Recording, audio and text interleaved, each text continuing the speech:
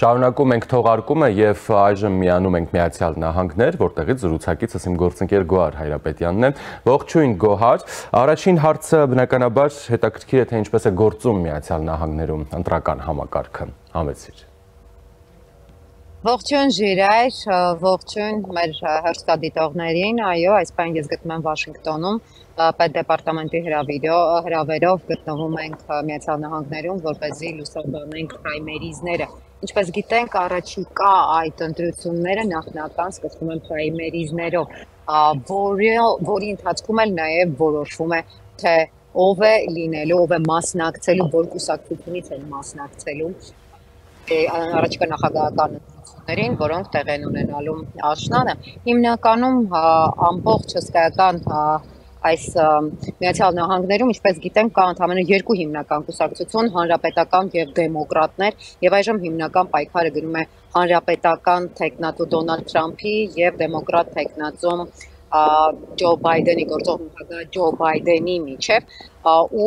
շատ հետաքրքիր է, մենք ամենատարբեր փորձագետների հետ ենք զրուցում, քաղաքական գործիչների հետ ենք հանդիպում, այդ թվում երկու ճամբարներից է, թե հանրապետական եւ թե դեմոկրատական, ու հիմնական խնդիրը նաեւ, որը էլեկտորալ մասնագետները այստեղի նշում են, ես շատ զարմացած եի, բայց այդ ծայրահեղ բևեռացումն է, նրանք նշում են, որ բևեռացումն է այսօր այս ընտրությունների խնդիրը։ Ու մեզ թվում էր, թե միայն այդ պոլարիզացիան, բևեռացումը բնորոշ է մեզ, որ ծայրահեղական հայացքներ կան, չեն ընդունում մնացած մյուսի տեսակետը, բայց փաստացի Միացյալ Նահանգներում եւս այդ խնդիրը կա, ու այդ ամբողջը նաեւ սկսվեց, ինչպես հիշում ենք, Թրամփի աջակիցների կողմից կապիտոլիումի գրավումից, որովհետեւ նրանք ավելի քան վստահ են եւ դա շեշտում են հենց այստեղի մասնագետները, որ իրենց հաղթանակը դեմոկրատները գողացան, ու երբ մարդիկ այդ վստահությունը ունենում են, նրանք արդեն այլևս չեն կարողանում լսել ռացիոնալ բոլոր հակափաստարկները, ու դա բերում է նրան, որ շատ ավելի այդ պոլարիզացիան, այդ բևեռացումը խորանում է, ու այստեղ խնդիրը ավելի շատ ըստ իս խավերի պայքար է լինելու, այն խավերի, որոնք ավելի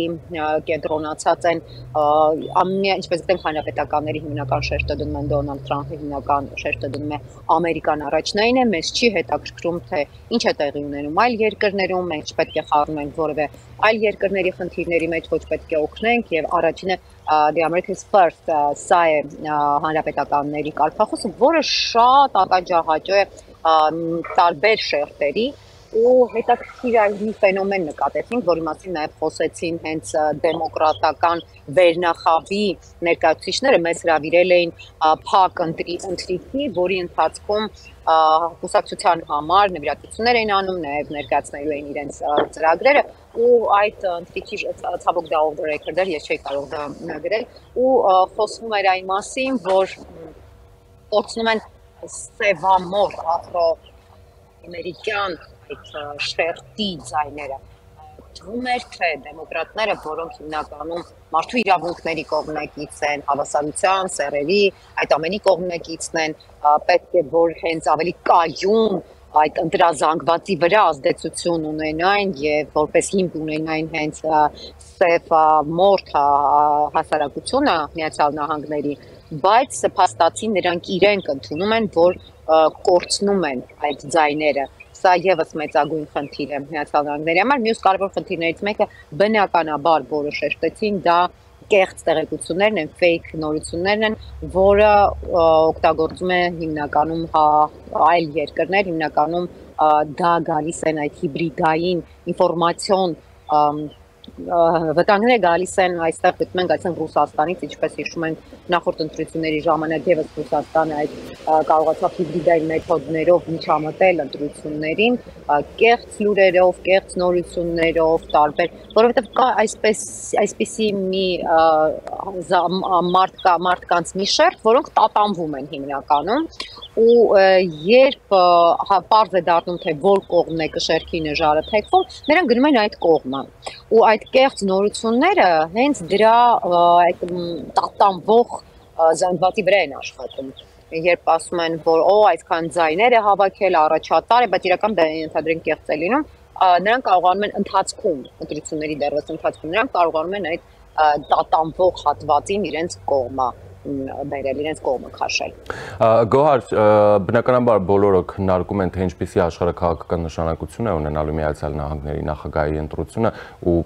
առավելևս մեզ հետաքրքիր է, թե այն ինչպես կարող է ազդել առհասարակ տարածաշրջանի ու Հայաստանի վրա։ Ամեն դեպքում սա չափազանց կարևոր ընտրություններ են, ու բոլորը շեշտում են, որ անկանխատեսելի ընտրություններ են, որովհետև մենք տեսնում ենք, թե ինչ է տեղի ունենում, այս ընտրություններն ուղեկցվում են դատական գործընթացներով, աղմկահարույց հայտարարություններով, աղմկահարույց իրադարձություններով ու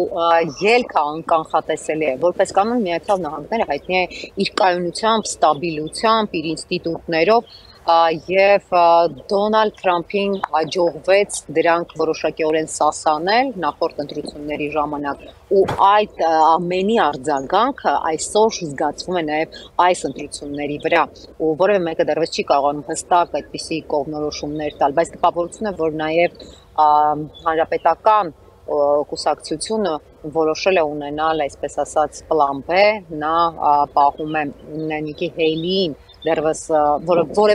որևէ պրայմերիզ Նիկի Հեյլին չի հաղթել, բայց դեռևս մնում է ընտրապայքարում, որովհետև եթե ապա հանկարծ գործընթացները այնպես զարգանան, որ Դոնալդ Թրամփը չկարողանա մասնակցել, իրենք գոնե ունենան Նիկի Հեյլին ու շատերը նաև դեմոկրատներից ավելի կողմնակից կլինեին, հակված կլինեին Նիկի Հեյլիի թեկնածությանը։ Սա լուրջ հետևանք է իսկապես ունենալու շատերի համար, աշխարհաքաղաքական իրադարձությունների համար, Ուկրաինայի համար, նույն Ուկրաինայում սարսափած սպասում են, որ եթե Թրամփը գա իշխանության, ապա դա ամբողջությամբ կփոխի Միացյալ Նահանգների արտաքին քաղաքականությունը, նույն Սիրիայում, նույն Հարավային Կովկասում մեծ ազդեցություն է դա ունենալու, բայց ամեն դեպքում անգամ եթե Թրամփը չընտրվի ու ընտրվի Ջո Բայդենը, դա եւս որոշակի փոփոխություններ է ենթադրելու արտաքին քաղաքականության հարցում, որովհետեւ այդ մարդիկ չէ որ չեն վերանալու, մարդիկ, որոնք հսկայական քանակությամբ ձայներ են տվել ենթենք նույն հանրապետականներին, նշանակում է այդ խնդիրը կա, նշանակում է այդ իզոլացիոնիստական այդ քաղաքականության հետևորդները կան, նրանք չեն վերացել Միացյալ Նահանգներից եւ նույն դեմոկրատները, եթե նորից կան իշխանության, նրանք պետք է կարողանան կառավարել այդ ամենը, պետք է կարողանան հասկանալ նաև իրենց ընտրողների պահանջները ու շատերը ինչպես նշեցի նույն Ուկրաինայում սարսափած սպասում են ընտրությունների արդյունքներին, շատ կարևոր ընտրություններ են լինելու։ Ցավոք մենք գիտենք, որ Հայաստանի պարագայում ինչպես տեղի ունեցավ 2020 թվականին լայնածավալ այդ ագրեսիան, այդ պատերազմը, որը սկսվեց 2020 թվականին, հենց այդ ժամանակ սկսվեց, երբ Միացյալ Նահանգները խառն էին, ինչպես գիտենք, ես երևի հաջող տեղ եմ կանգնած, խանգարում եմ ընթացքին, սկսվեց այն ժամանակ, երբ բոլորը իրենց ներքին հարցերով էին զբաղված, խառը ու արտաքին այդ քաղաքականության հարցում այդքան էլ ուշադիր չէին, Ալիևը օգտվեց այդ ամենից ու մտավախություն կա, որ այժմ եւս Միացյալ Նահանգները զբաղված կլինեն իրենց սեփական ներքին խնդիրները լուծելով, տարբեր ուժային կենտրոններ կարող են ակտիվանալ այս ընթացքում, բայց ամեն դեպքում լրջագույն ազդեցություն է ունենալու այս ընտրությունները աշխարհաքաղաքական բոլոր գործընթացների վրա, որովհետև այն որոշակի իրավիճակ է ստեղծվել, որովհետև նույնիսկ ժամանակ տեսեք կան բազմաթիվ